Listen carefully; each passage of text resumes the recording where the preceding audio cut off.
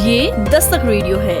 नमस्कार, आप सुन रहे हैं दस्तक टाइम्स का 5 मिनट का न्यूज बुलेटिन दस्तक अब तक। मैं हूं प्रियंका। शाम 5 बजे की बड़ी खबरों के साथ।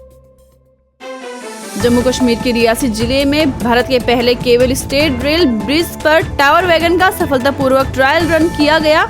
अब नए साल जनवरी में कश्मीर के लिए रेल सेवाएं शुरू करने का रास्ता साफ हो गया है। केंद्रीय रेल मंत्री अश्विनी वैष्णव ने अपनी आधिकारिक सोशल मीडिया प्लेटफॉर्म एक्स पर ट्रायल रन का एक वीडियो क्लिप भी शेयर किया है।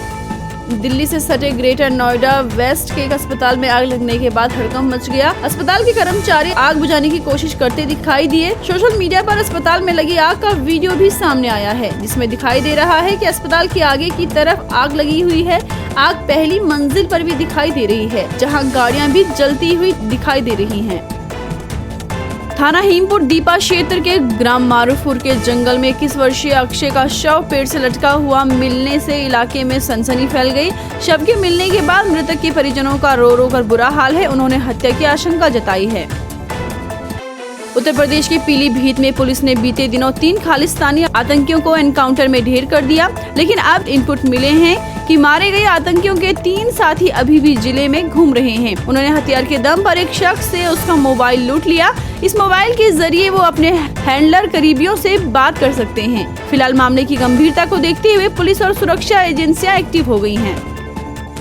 फिटनेस इन्फ्लुएंसर रोहित दलाल के साथ आप में शामिल हुए 80 बॉडी बिल्डर। अरविंद केजरीवाल की मौजूदगी में आम आदमी पार्टी का दामन थामने वाले रोहित दलाल ने लोगों को फिट रखने के लिए काम किया है। इसके साथ ही उन्होंने कुश्ती और खेल के क्षेत्र में अंतर्राष्ट्रीय स्तर पर भारत का प्रतिनिधित्व भी किया है। विश्वविद्यालय अनुदान आयोग ने स्टूडेंट्स के लिए अलर्ट जारी किया है। यूजीसी ने कहा कि छात्र सार्वजनिक वाईफाई का उपयोग कर अपना ईमेल अकाउंट न खोलें, साथ ही नेट बैंकिंग का उपयोग भी न करें। सार्वजनिक स्थानों पर लगे यूएसबी चार्जिंग पॉइंट से मोबाइल चार्ज करने पर भी अकाउंट हैक हो सकता है। केंद्रीय गृह मंत्रालय साइबर क्राइम को रोकने के लिए अपने अभियान में देश भर से सभी शैक्षणिक संस्थानों को भी शामिल कर रहा है। वहीं यूजीसी ने सभी कॉलेजों और उच्च शिक्षा संस्थानों से साइबर क्राइम के बारे में स्टूडेंट्स को जागरूक करने के लिए कहा है।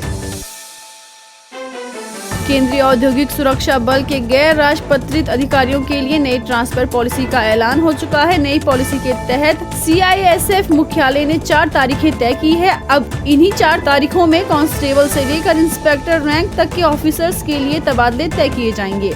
इन 4 तारीखों में पहली तारीख सेवानिवृत्त होने वाले बल सदस्यों से जुड़ी हुई है। वहीं दूसरी और तीसरी तारीख महिलाओं और दंपतियों के ट्रांसफर को लेकर है। वहीं चौथी तारीख बाकी बचे बल सदस्यों के लिए है। नई पॉलिसी में ये सुनिश्चित किया गया है कि जवानों के ट्रांसफर सिर्फ दिसंबर से फरवरी के बीच ही सिर्फ एक बार ही किए जाएं। अजरबैजान एयरलाइंस के विमान के बुधवार को कजाकिस्तान में आपातकालीन लैंडिंग के दौरान हादसे के शिकार होने के मामले में कई नई जानकारियां सामने आ रही हैं। हादसे में 38 लोगों की मौत और 29 अन्य के घायल होने की खबरें आ रही हैं। इस घटना के बाद विमान के क्रैश होने के कारणों को लेकर कई अटकलें लगाई जा रही हैं, जिसमें रूस का मिसाइल हमला, जीपीएस जैमिंग और पक्षी टकराने की घटनाएं शामिल है। कहा जा रहा है कि दक्षिणी रूस में ड्रोन हमले के तुरंत बाद ये हादसा हुआ है। राष्ट्रीय परीक्षण एजेंसी ने देश भर के 33 सैनिक स्कूलों में कक्षा 6 और 9 में प्रवेश के लिए अखिल भारतीय सैनिक स्कूल प्रवेश परीक्षा के लिए आवेदन आमंत्रित किए हैं। भारतीय पुरातत्व विभाग ने फिरोजपुर किले का सर्वेक्षण किया, जो 500 साल से अधिक पुराना है। किले की स्थिति जर्जर है और अतिक्रमण को लेकर चिंता जताई गई है। किले के पास तोता मैना की कब्र भी है, जिसे प्रेम का प्रतीक माना जाता है। महाराष्ट्र के नवी मुंबई में फ्लैट खरीदने के नाम पर डॉक्टर से 70 लाख रुपए की ठगी का मामला सामने आया है। ठगी करने वालों में एक महिला सहित 3 लोग शामिल है। ये घटना रोडपाली इलाके के कलमबोली में हुई, जहां आरोपियों ने डॉक्टर को एक फ्लैट बेचने का प्रपोजल दिया, जो पहले से ही किसी और को बेचा जा चुका था। भारतीय मौसम विभाग की ओर से अनुमान जताया गया है कि उत्तराखंड में नए साल पर पहाड़ बर्फ से लदालद मिलेंगे और इसके साथ ही मौसम विभाग ने 27 से 29 दिसंबर तक बारिश और बर्फबारी का पूर्व अनुमान जारी किया है। मसूरी, चक्राता, धनौल्टी, हर्षिल, औली, जोशीमठ, चोपता, नैनीताल, पिथौरागढ़, अल्मोड़ा जैसे स्थानों पर नए साल पर पर्यटकों को बर्फ मिलने के पूरे आसार हैं। वहीं इस दौरान उत्तराखंड के कई और स्थानों पर बर्फबारी देखने को मिलेगी। इसके साथ ही कई जगहों पर बारिश भी हो सकती है। तो ये थी शाम 5 बजे तक की खास खबरें। और भी ऐसी खास खबरों को जानने के लिए सुनते रहें दस्तक रेडियो।